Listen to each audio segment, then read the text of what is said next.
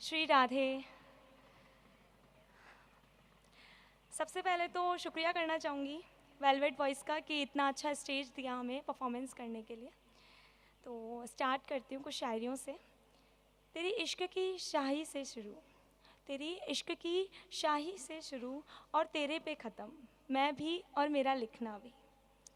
शुक्रिया। तो आज का परफॉर्मेंस है कि वो ना मुझे कॉलेज में मिला था। उसका नाम था राहुल। वेट, राहुल सुनते ही ये मत सोच लेना कि बॉयफ्रेंड था मेरा। एक्चुअली बेस्ट फ्रेंड था वो मेरा। तो आई नो थोड़ा बोरिंग सा नाम है उसका, तो वैसे ही बोरिंग सा ही पर्सन था वो, कोई ज़्यादा इंटरेस्टिंग उसमें था नहीं। और वो कहते हैं ना कि बेस्ट फ्रेंड है तो मेरा कचरा मेरी जिम्मेदारी वाली बात है, सारी जिम्मेदारी मेरी थी उसकी। ठीक है। तो तो ये कहानियाँ तो ऐसी उसकी चलती रहेंगी, बहुत सारी कहानियाँ हैं मेरे पास उसकी।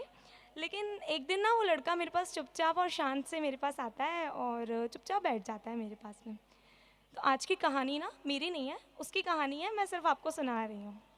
मेरे पास आया और मैंने देखा कि यार ये तो बहुत ही मतलब लफंगे तरीके से आता है और बैठ जाता है आते ही। आज कैसे चुपचाप आया, इसको क्या हो गया? मैंने बोला क्या हुआ भाई, क्या मतलब ठीक है ना? तो वो बोलता है हाँ यार सब ठीक है। मैंने कहा चल ठीक है, अच्छी बात है। तो वो बहुत देर तक मेरे साथ में बैठा रहा चुपचाप, कुछ भी बात नहीं की। ठीक है, फिर धीरे धीरे उसने बताना स्टार्ट किया कि एक बात है मुझे तुझसे शेयर करनी है। मैंने कहा ठीक है बोल क्या बात है। तो उसने, उसका नाम जितना बोरिंग है ना उतनी बोरिंग उसकी कहानी नहीं थी। उसकी कहानी बहुत इंटरेस्टिंग है, बट ये कहानी सिर्फ उसकी नहीं है, ये कहानी हमारी भी हो सकती है, मतलब हमारी ही है ऐसा समझ लीजिएगा। और कि अधूरी सी पूरी मोहब्बत। तो राहुल ना अंजलि से मिला था एक दिन। उसने मुझे बताया ऐसा कि वो अंजलि से मिला जब वो जॉब पर जाता था और बस स्टॉप पर उसे अंजलि मिली। उसने बस स्टॉप पर उसे देखा उस लड़की को, और देखते ही वही होता है ना, लड़के नोटिस करते हैं लड़की ने क्या पहन रखा है, सेम उसने भी वही नोटिस किया क्या पहन रखा है, कैसी लग रही है। तो उसने मुझे बताया कि यार बहुत ही अच्छी लग रही थी, खुले खुले बाल थे एकदम घने और लंबे लंबे बाल थे, और एक काली सी बिंदी लगा रखी थी और इतनी अच्छी स्माइल थी उसकी, आए मैं मेरा तो दिल ही पिघल गया वहीं पर। ठीक है। तो राहुल उसको देखने के लिए बहुत जल्दी जल्दी से, मतलब ऑफिस के लिए जल्दी निकल पड़ता था। कभी कभी तो वो बंदा इतनी जल्दी निकल पड़ता था ना कि शूज़ की जगह पर स्लीपर में ही भाग जाता था वो। तो फिर लेकिन वो कभी बोल नहीं पाया उस लड़की को कि अपनी मोहब्बत को कि मोहब्बत है तुझसे। क्योंकि कुछ मोहब्बतें ना आवाज़ नहीं मांगती, सिर्फ हो जाती है। जैसे आपको भी कभी हुआ होगा वन साइडेड लव किसी से, तो बस वैसे ही उसको भी लगभग वही था। फिर एक दिन ना मतलब काफ़ी टाइम वो लोग मिलते रहे। एक दिन बहुत तेज़ बारिश हो रही थी, वही अगस्त का मंथ चल रहा था और बहुत तेज़ बारिश थी। और वो लेट मतलब वो जल्दी जल्दी वहाँ पे पहुँचा और वो भीगती हुई उससे मिली। उसके पास छत्ता था, जल्दी से छत्ता खोला और उसकी तरफ चुपचाप आगे बढ़ा दिया। तो उस लड़की ने पहली बार उस लड़के को देखा, राहुल को पहली बार अंजलि ने देखा उस दिन। फिर उसके बाद राहुल को जैसे ही अंजलि ने देखा ना, तो उस पर लिखा कि झुकी पलके कुछ इजहार करती है, झुकी पलके कुछ इजहार करती है, तुमसे बात करने के ख्याल करती है, हसरतें हैं कि संभाल ले खुद को, हसरतें हैं कि संभाल ले खुद को, फिर आपकी नज़रें कमाल करती है। और बस ऐसा कुछ उसके ख्याल आया उसके दिल में, और उसने, अंजलि ने सिर्फ उसको इतना कहा कि धन्यवाद। बस फिर क्या था, जो सालों की टेंशन थी उसके दिमाग में वो एक पल में ख़त्म हो गई। उस लड़की ने उसको धन्यवाद कहा। ठीक है। फिर धीरे धीरे उनकी बातें होने लगी, धीरे धीरे चाय कॉफ़ी की बातें, चाय कॉफ़ी से किताबें एक्सचेंज हुई, और धीरे धीरे उनके सपने एक्सचेंज होने लगे। होता है ना जब हम किसी को मोहब्बत करते हैं तो उनके सपने भी अपने बन जाते हैं और अपने उनके बन जाते हैं। फिर अब सपने हमारे सिर्फ खुद के नहीं थे, वो सिर्फ एक शख्स के सपने नहीं थे, वो अपने सपने हो चुके थे। और एक डर भी आया जो हर मोहब्बत करने वाले को आता है कि अगर बिछड़ गए तो।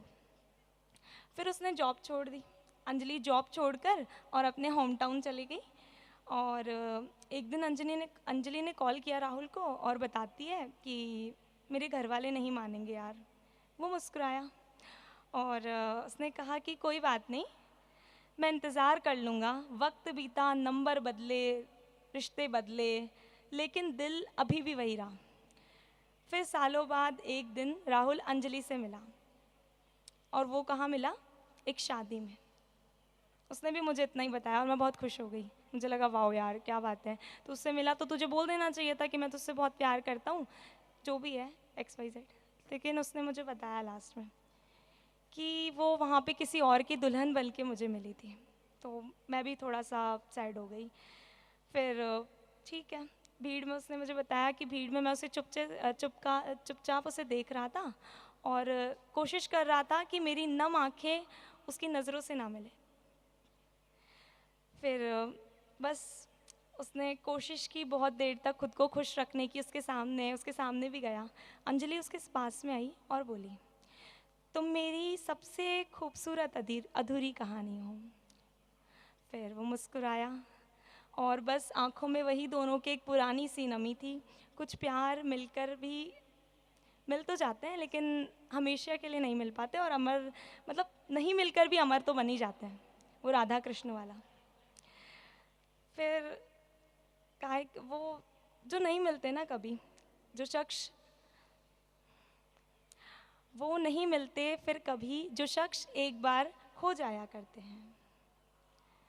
तो फिर एक बार मैंने राहुल का ख्याल है ये, कि एक दिन वो बैठा था और मुझे ख्याल बताता है अपना, कि मैंने उसके लिए लिखा है कि कुछ देर बैठो मेरे साथ, कुछ देर बैठो मेरे साथ, तुमको उस पल की खबर सुनानी है जब तुम खफा हुए थे मुझसे।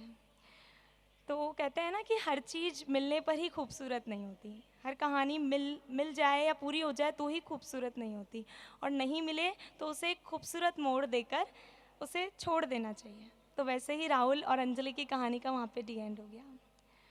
तो सो सैड, थोड़ी सी सैड स्टोरी थी।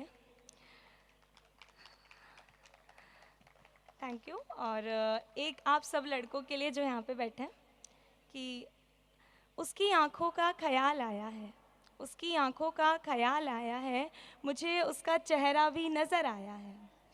कयामत लगता है वो लड़का भी, कयामत लगता है वो लड़का भी, जब पहन के फॉर्मल आया है। करने लगती है उसकी आंखें भी तारीफ उसकी, करने लगती है आंखें भी तारीफ उसकी। सर आपके लिए है ये। मुझे तो बस उसकी खूबसूरती पर इजहार आया है, जब उसकी आंखों का ख्याल आया है। Thank you so much. क्या बात